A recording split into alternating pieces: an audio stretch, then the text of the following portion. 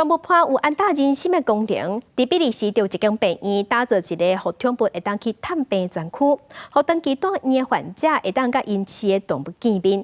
另外，伫澳洲是有一只有白的猫咪，有执照的猫咪，帮助业主人逃放创伤的压力，稳定情绪，了后行出悲伤，互业主人会当恢复正常的生活。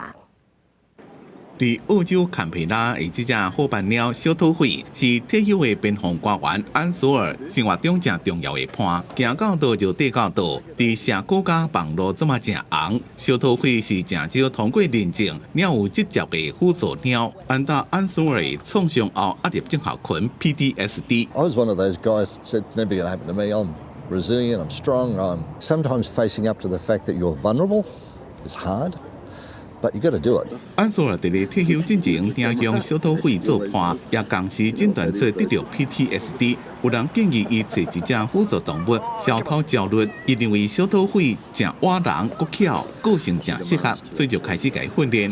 不过要摕辅助动物执照无简单，才通过出入公共场所安全测试，证明伊会听主人的命令，袂惊吓，也袂乱甲人撩人，也愿接受深度压力疗法的训练。看伊伫主人需要时阵，敢会伸脚去按打主人的身体，达到稳定神经的安定效果。 She can tell when something's happening, when it's not quite right, and she'll either stretch up to me and place her paws on my leg, like you see cats do all the time, and demand attention.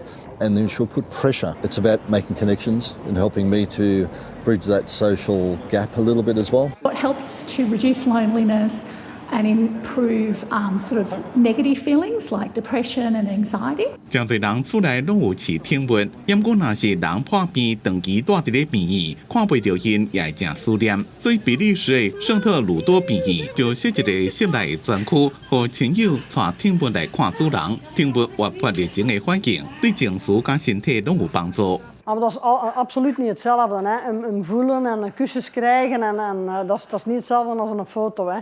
Er zijn opzoekingen naar geweest, maar vooral uit ondervinding merken wij hier dat dat toch wel voor de patiënten heel fijn is als ze hun huisdier nog eens kunnen zien, ook al is het in een terminale setting of gewoon bij een langdurige opname, dat patiënten... 因为考虑到卫生甲污染的风险，大部分的病院拢不准带宠物入去。 几多年来，圣特鲁多病院也只敢互患者伫病院外口一个户外的亭见面。这边经由癌症自身机构的斗相共，设一个甲病院相连、也过独立的专属的空间，互患者逐礼拜拢会当甲宠物见面斗阵1点钟，术后会清洁消毒。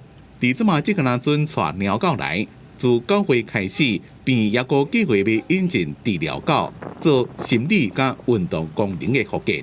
公司新闻施惠中编辑。